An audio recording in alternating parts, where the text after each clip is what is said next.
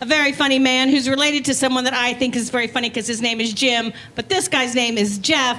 Put your hands together for Mr. Jeffrey Leiker.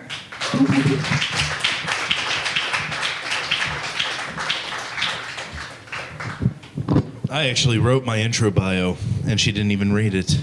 And hey, if I had known that part of the stipulation of having a blank bio was that we get to have sex with short, older women, I would have left it blank, Vicky.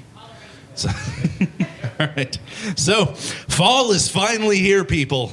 And you know that means one thing. Carnival season is fucking over. And thank God, because I fucking hate carnivals. I do. They make me uncomfortable. Like, the dynamic between a carnival and an amusement park is like night and day. Like, if you compare an amusement park, all the rides are just concrete. They're cemented in. They're inspected regularly by trained professionals, whereas carnivals are just slapped together in the abandoned field next to the Walmart on uneven ground with, like, blocks of wood to try and keep it stable. Next time that you're on a carnival ride, I want you guys to think about this. Think about how often you slack off at your day-to-day job. And then realize that the people who assemble these things, that's their day-to-day job. You never know, you could be on a tilt-a-whirl and a load-bearing lug nut can come flying off and send the whole thing going through the Walmart parking lot and cause thousands of dollars worth of improvements.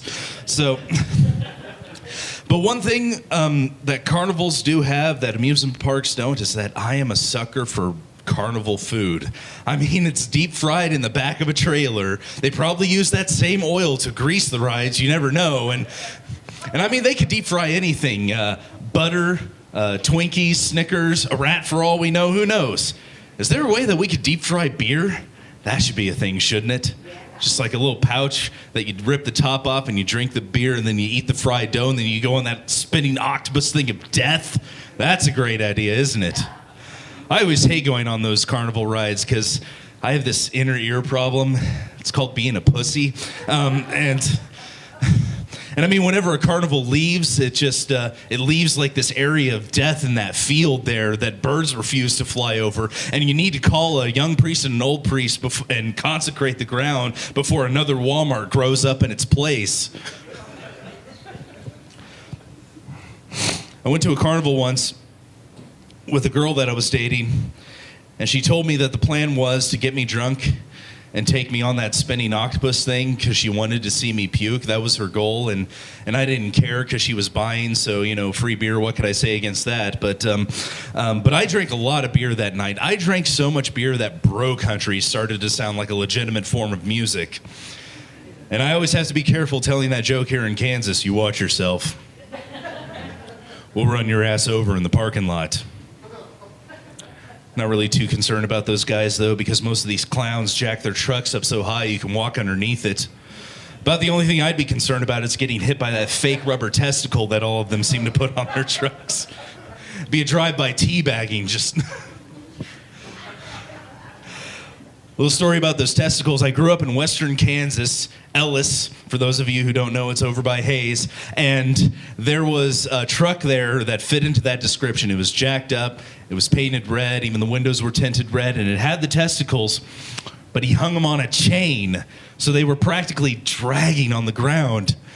And I'm like, what, is your truck supposed to be 90 years old or something? Is that what that's implying? In my day, we only took diesel. None of this organic ethanol unleaded bullshit. You know what I think it is?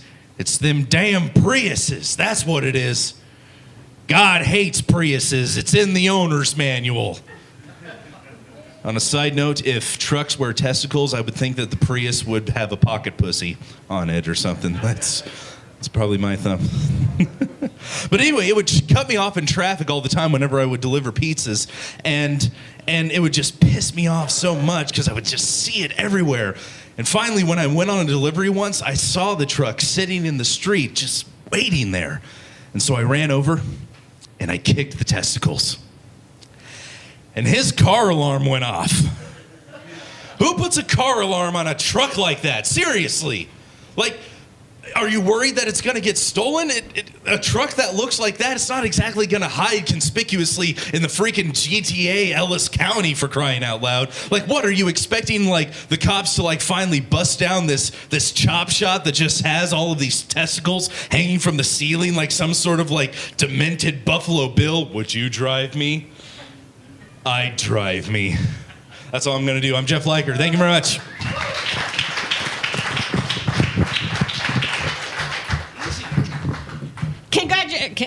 Yeah, give it up for Jeff. I just hit my funny bone, and that was hard. Jeff Leiker, everyone. Very good.